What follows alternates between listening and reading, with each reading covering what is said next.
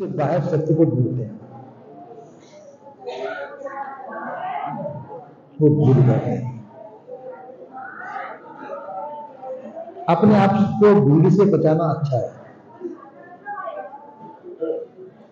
भीड़ के चकड़े में नहीं पड़ना चाहिए।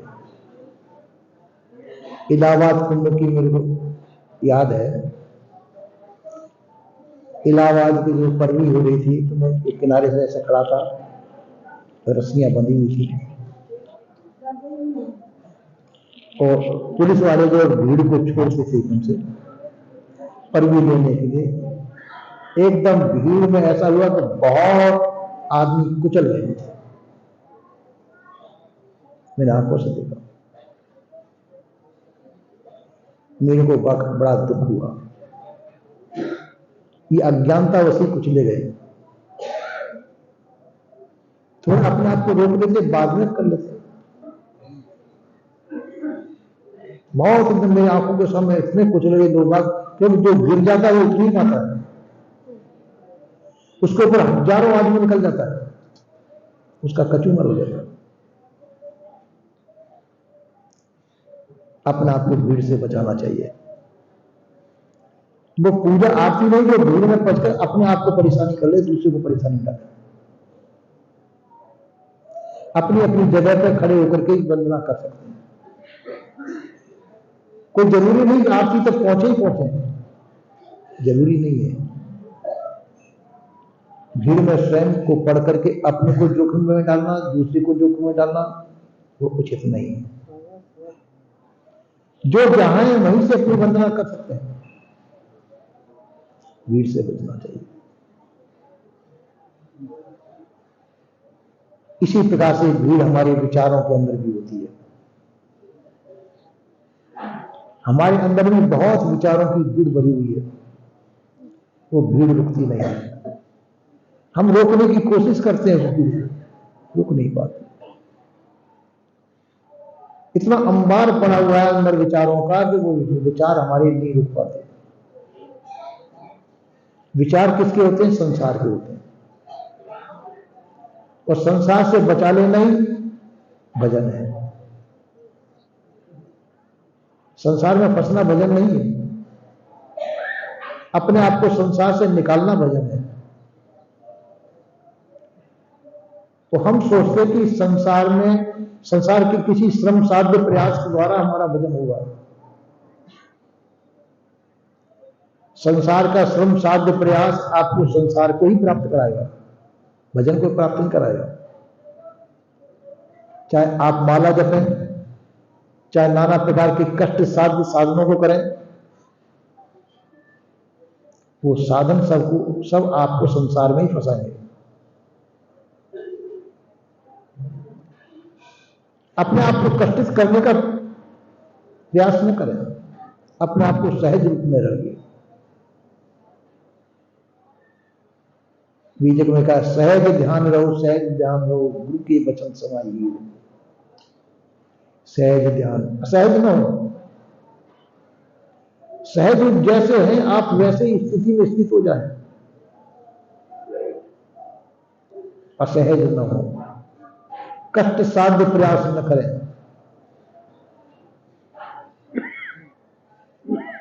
जो सहज सुगम हो वही साधन क्या है? सहज हो, सुगम हो, सहजता से प्राप्त हो जाएगा। संसार की भीड़ से बचना चाहिए। चाहे तीर्थ यात्रा हो, चाहे कोई भी चीज हो, अपने आप को सेफ कर लो, बचा लो मित्र। भीड़ से बचना चाहिए। हम भीड़ में पड़ना चाहते हैं, और भीड़ में पड़ना अपने आप को जोखिम में डालना होता है। ऐसा नहीं सोचे कि हम आरती उतार लेंगे तो हमारा कुछ कल्याण हो जाएगा। अपनी जगह पर खड़े खड़े, पीछे भी खड़े, अपने मन को एकाग्र करें, अपने आप को सावधान करें, अपनी श्रद्धा भक्ति पूर्वक जहां आरती हो रही वहीं पर मन को पहुंचा दें।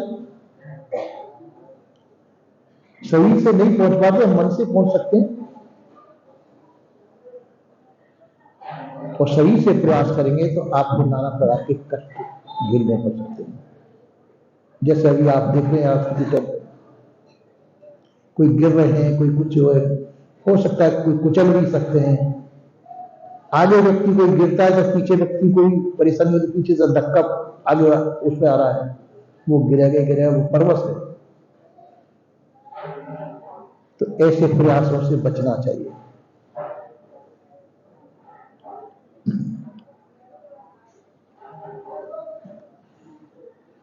मन का प्रयास होना चाहिए, क्योंकि मन जब तक रहता है मननाथ मनन, जो मनन करे वो मन है। मनन संसार का ही हुआ, उस मनन से भी बचें। संसार के झमेले से बचना भजन, चाहे शरीर द्वारा प्रयत्न हो, मन का प्रयत्न हो, प्रयत्न जितने भी हैं आपको अपने से दूर ले जाएंगे।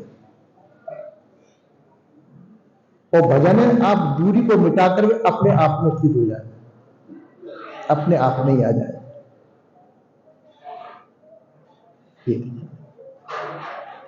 पर बात यह कि हम इसको समझ नहीं पाते। कोई मूर्ति की पूजा कर रहा है उसको भजन समझ रहा है, कोई तीर्थों में जाकर के जल में स्नान कर रहा है उसको अपना कल्याणदायक समझ रहा है। तीर्थाटकों में जाते हैं वहां कष्ट ही सहन करते हैं। भजन तो आपका अपने पास है। हम अपने भजन को जान नहीं पाते, हम अपने से बाहर भजन को भजन कहते हैं, वो भटकना है। जो श्रम आपको अपने से भिन्न करता हो, अपने से अलग ले जाता हो, वह श्रम साध्य प्रयास आपका भजन नहीं है।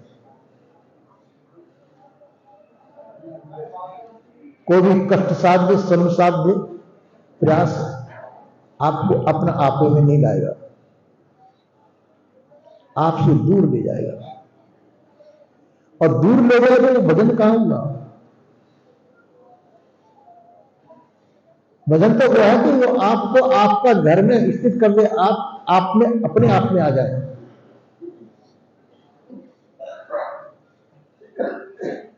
तो भजन इसी प्रकार से हमारी रुचि संसार में है। किसी की किसी चीज में रुचि होती है, किसी की किसी चीज में रुचि है। हमारा एक साधु हमारे शिष्य था,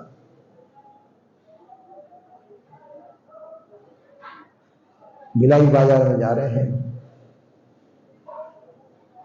मकानों को देख रहा है, मेरे साथ में टहलने के लिए जा रहा है कि गुरुजी ये मकान बहुत सुंदर है। ऐसा अपने भी होना चाहिए। मैं इसको ही अपना क्यों नहीं मान लेता है? सब तो अपने ही हैं। तो इसी प्रकार से हम संसार को देखते, संसार में मोहित हो जाते हैं, भ्रमित हो जाते हैं।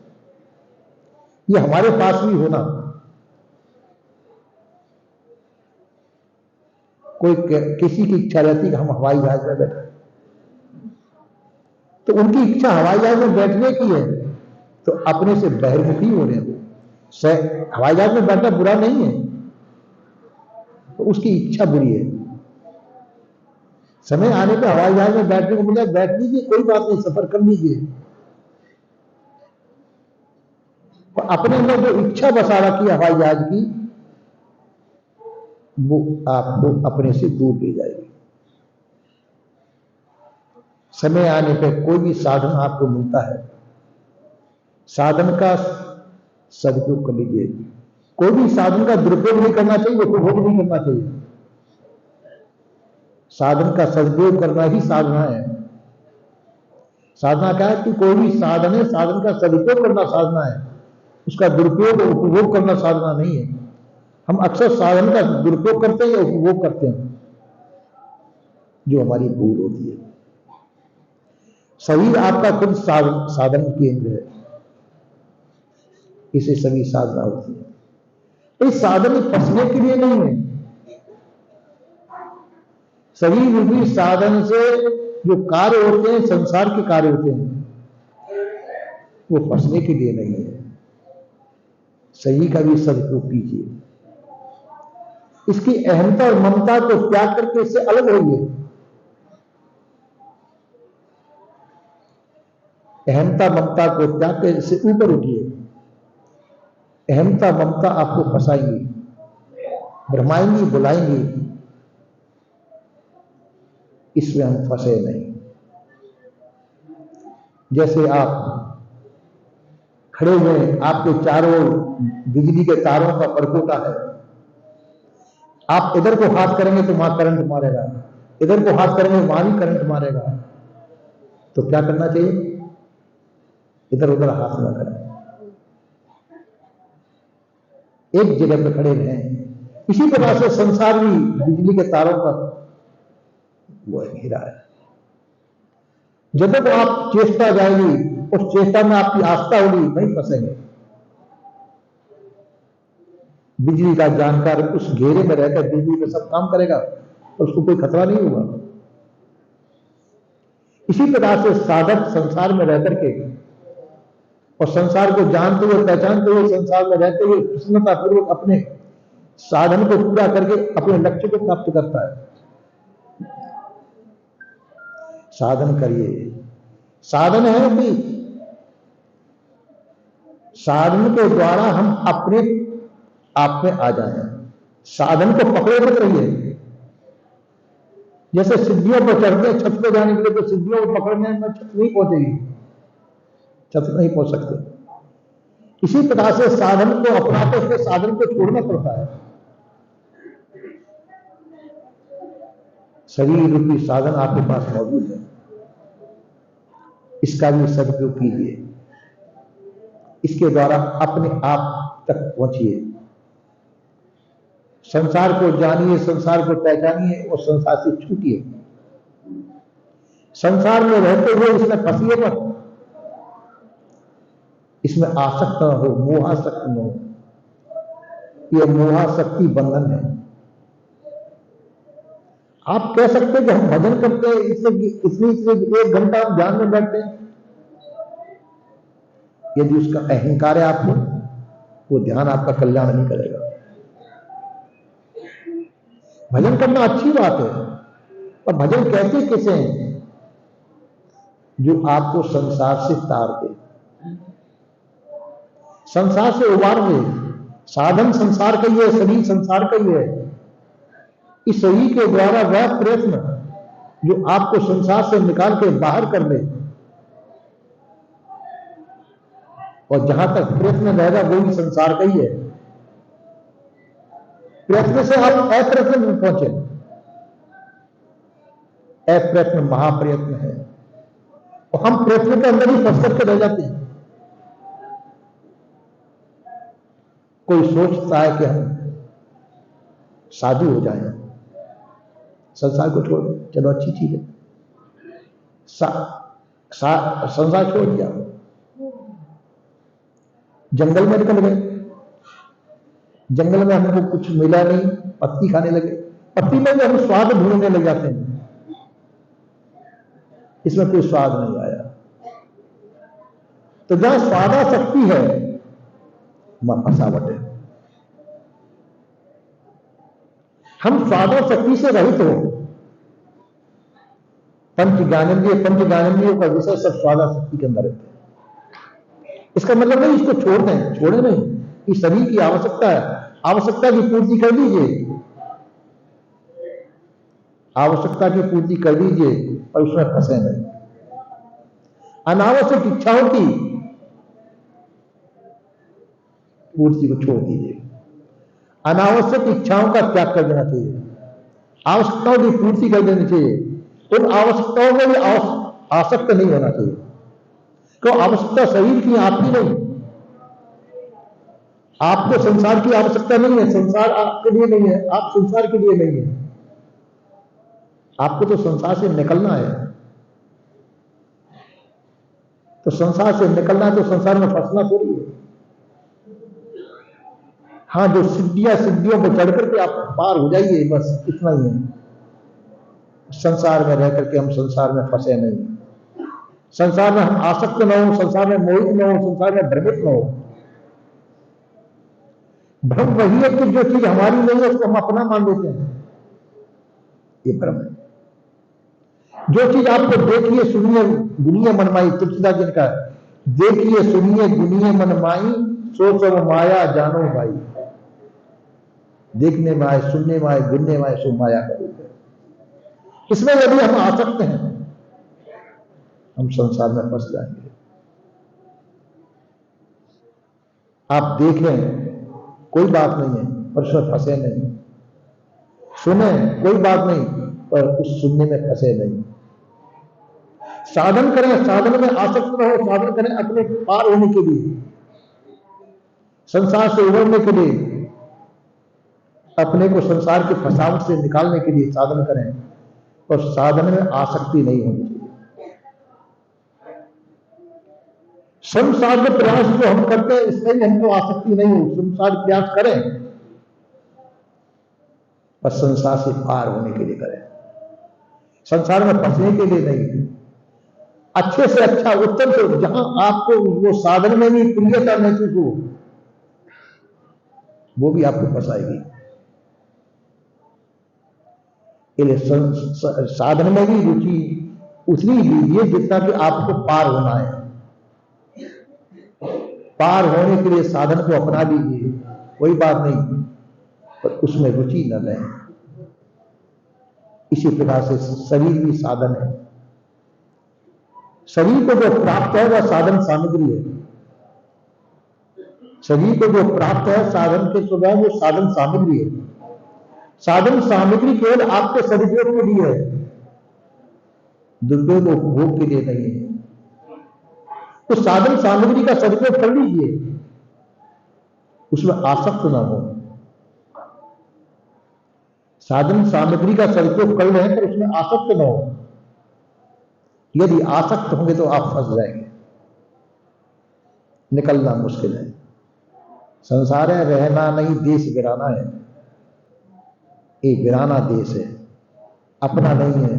अपना किसी को मानना भी नहीं कि शरीर भी एक दिन नष्ट होगा, ये भी जाएगा। तो शरीर के द्वारा मानी हुई वस्तु आपके द्वारा, जो शरीर के द्वारा आपने मानी मानी नहीं टिकी, तो आपको पुनः जीवन लेना पड़ेगा। आसक्ति आपको संसार में फिर खींच लाएगी। यदि संसार से पार होना है तो सभी प्रकार की आसक्ति को मिटा करके व्यवहार में आसक्ति रहित व्यवहार होना चाहिए। व्यवहार करें, उसमें दुखी न हो, सुख भी न हो। दुख सुख दोनों मन की मानिंदी है। मन की मान्यता ही सुख दुख है।